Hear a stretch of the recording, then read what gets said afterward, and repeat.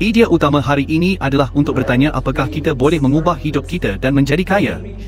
Saya akan mengungkapkan rahasia kepada anda. Saya telah menghabiskan 40 tahun hidup saya mencuba mencapai langkah berikutnya, yang selanjutnya.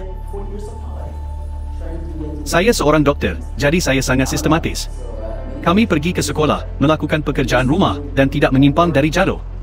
Orang tua saya telah mengorbankan segalanya untuk saya. Ini adalah cerita klasik tentang mengapa saya menjadi doktor. Ini hanya kerana orang tua saya ingin saya menjadi seorang doktor, dan saya masih ingat itu. Bagi mereka, memiliki gelar doktor di depan nama saya adalah tanda bahawa saya telah berhasil. Jadi, baiklah, saya melakukannya. Dia ada di sini, di dalam ruangan ini. Orang yang telah mengorbankan segalanya agar saya bisa pergi ke sekolah terlihat lebih muda dari saya. Dan anda tahu apa? Saya membenci sekolah. Saya ingat, ketika saya mengajukan permohonan, itu jelas, jika saya memilih kedokteran, itu akan memakan waktu setidaknya 7 tahun, dan jika saya memilih kedokteran gigi, saya masih akan menjadi seorang doktor, dan itu hanya memakan waktu 5 tahun. Saya bertanya padanya apakah itu cocok. Anda akan menjadi seorang doktor. Itu adalah kesepakatan yang bagus. Karena itu, saya melakukannya, dan saya bisa memberitahu anda bahawa saya sangat menghormati semua orang yang memiliki gelar doktor, kerana anda harus pantas mendapatkan huruf-huruf itu setiap hari. Jadi inilah saya, 40 tahun kemudian, mendapatkan gelar dan bertanya pada diri sendiri, dan sekarang apa? Saya memiliki mobil, saya memiliki anjing, saya memiliki rumah, seorang wanita bahkan setuju untuk menikah dengan saya. Dan sekarang apa? Saya telah mempusing batas lebih jauh, melihat apa yang ada di seberang cakrawala. Jadi inilah cerita sejati saya. Bagi mereka yang mengenal saya agak gila. Saya selalu memiliki ide baru di kepala saya. Saya mendirikan sebuah perusahaan untuk membuat kedokteran gigi lebih manusiawi. Ini adalah cara saya memberi kembali kepada profesi yang memberi saya posisi dan gelar. Selama 20 tahun, demi kebahagiaan orang tua saya dengan bangga memakai gelar doktor. Saya masih memakainya sekarang. Tapi sekarang saatnya bagi saya untuk melangkah lebih jauh. Saya sangat berterima kasih kepada kedokteran atas sambutannya yang hangat. Saya tidak diciptakan untuk menjadi doktor, tetapi profesi ini memberikan saya tangan yang membantu. Saya berhasil sebagai doktor kerana yang saya pedulikan adalah terhubung dengan pasien-pasien saya. Di gilirannya, pasien-pasien saya telah merawat saya. Stres, depresi, kecenderungan bunuh diri, semua yang dilewati oleh seorang doktor, saya juga mengalaminya. Saya selamat. Pasien-pasien saya melindungi saya. Terlebih lagi, saya memiliki banyak teman, orang-orang hebat. Jika anda membuka diri, luar biasa orang-orang yang bisa anda temui. Salah satunya adalah seorang jenius pemasaran. Apakah anda tahu tentang hewan-hewan telus? Jika anda merasa mereka jelek, dialah orang yang harus disalahkan. Saat kami minum bir, dia mengatakan padaku, tahukah anda, kedokteran adalah profesi dengan tingkat depresi tertinggi. Ya, itu mengingatkan saya pada sesuatu. Lihatlah dirimu, kamu membenci pekerjaanmu, kamu tidak depresi. Bagaimana kamu melakukannya? Ada sesuatu yang istimewa di sini, ada sesuatu yang saya lakukan dalam perjalanan hidup saya yang memungkinkan saya untuk melawan depresi ini, untuk melawan kegelapan ini, kekosongan ini. Jadi, saya mendirikan sebuah perusahaan bernama MDEX, untuk menghumanisasi perawatan, untuk meletakkan anda di tengah perawatan. Ini adalah sponsor-sponsor saya, ini adalah perusahaan saya, dan mereka memberi saya 2 minit untuk pidato ini. Mengapa kita semua membenci pergi ke dokter gigi? Karena kita menghabiskan waktu kita di ruang operasi. Tapi kedokteran gigi adalah lebih dari operasi, itu tentang hubungan, koneksi, kepercayaan. Jadi, kami mencoba meyakinkan anda mitra dan pendana bahawa kami memiliki gagasan yang lebih baik, cara merevolusi kedokteran gigi. Mereka mendengarkan saya dan mereka membiayai saya. Dengan bantuan mereka, kami membangun jembatan menuju kedokteran gigi masa depan, kedokteran gigi yang manusiawi. Hari ini, saya dengan senang hati memperolehi kompleks MDEX pertama. Ini mengambil lantai 5 dan tingkat komersial dari pencakar langit ini. Ini bukan hanya tentang teknologi baru, tetapi tentang bagaimana seorang pasien dan tim profesionalnya terhubung. Dengan meluangkan waktu untuk menghubungkan seorang dokter gigi dan pasiennya, kami bertaruh pada kepercayaan dan hubungan jangka panjang. Ini adalah kunci kesuksesan. Kami berani membangun visi ini, sekarang saatnya untuk menjualnya. Saya berada dalam industri yang sangat konservatif. Anda tidak punya ide. Jadi, sementara saya mencoba menyelamatkan orang-orang yang sama itu melihat saya, ketakutan, dan bertanya pada diri mereka sendiri, apa yang saya coba lakukan? Apakah saya gila? Mereka menderita, tetapi hal terakhir yang mereka inginkan adalah menghancurkan kerangka mereka.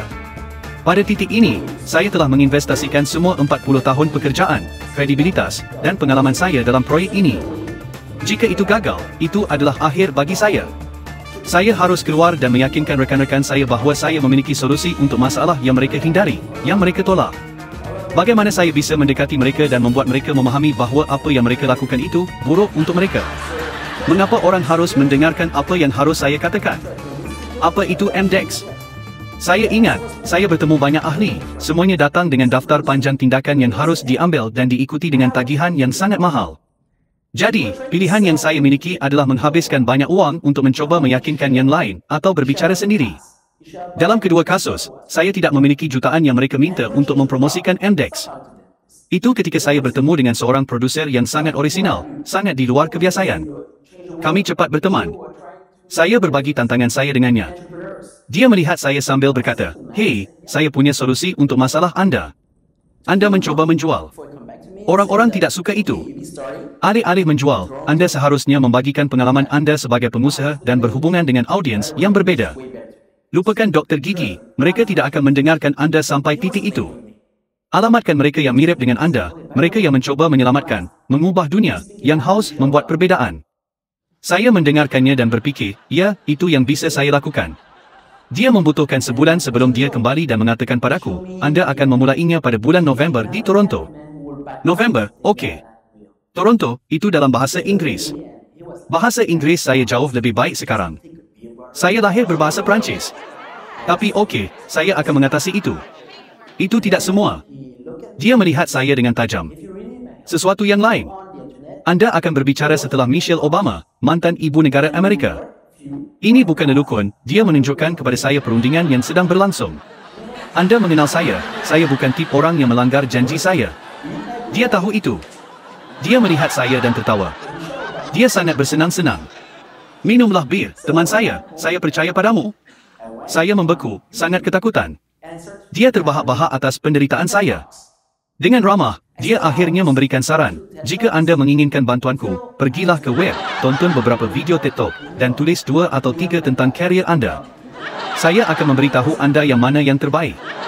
Anda tahu apa? Saya bahkan tidak tahu apa itu TikTok. Saya bekerja, saya makan, saya pulang dan saya tidur.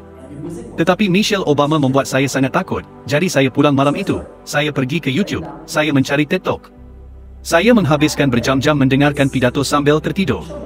Kemudian, saya menemukan pidato menginspirasi oleh Laksamana William McRaven. "Jika Anda ingin mengubah dunia, mulailah dengan membuat tempat tidur Anda." Saya menelan video itu, lagi dan lagi.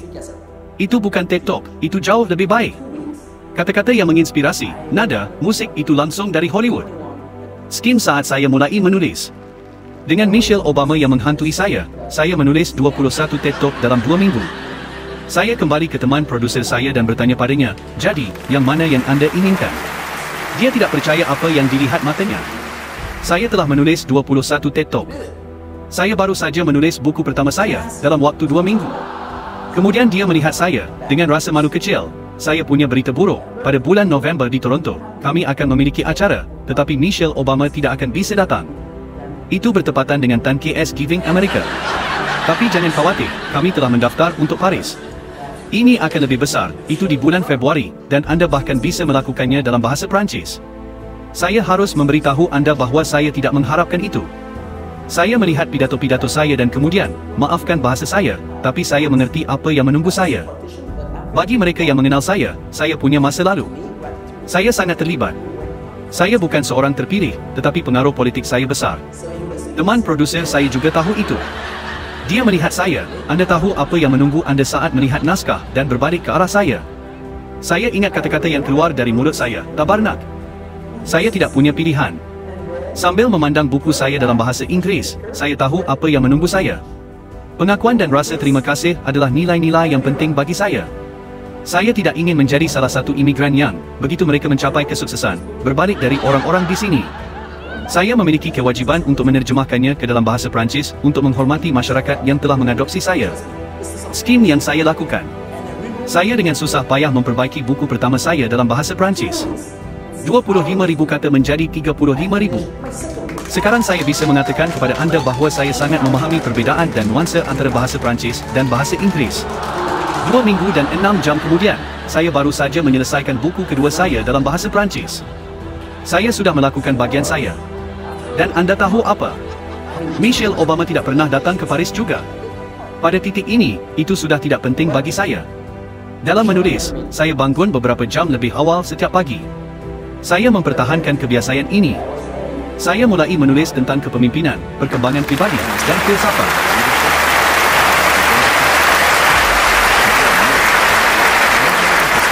Saat ini, saya menciptakan sejarah manusia dalam setiap buku baru, satu bab pada satu waktu. Satu kata setelah yang lain, saya meningkatkan pengetahuan, reputasi, dan pengaruh global. Selama 6 tahun, saya menjalani maraton lari sprint. Saya menemukan kekuatan yang tidak pernah saya bayangkan. Saya berbicara dengan presiden, perintis, pengusaha, menteri, visioner, doktor, dan bahkan mantan kepala negara. Saya tetap menjadi diri saya sendiri, seorang pria yang ingin membuat perbezaan. Saya bahkan membawa putra saya yang berusia 8 tahun menjadi penulis rekor dunia. Saya merasa rendah hati dan bersyukur. Saya melakukan semua ini kerana saya terbuka, kerana saya mengatakannya. Ini adalah cerita saya, ini adalah kekuatan dari ya. Dan cerita saya baru saja dimulai. Saya Dr. Bak, selamat datang di Alphas. Semuanya dimulai dengan sebuah ya.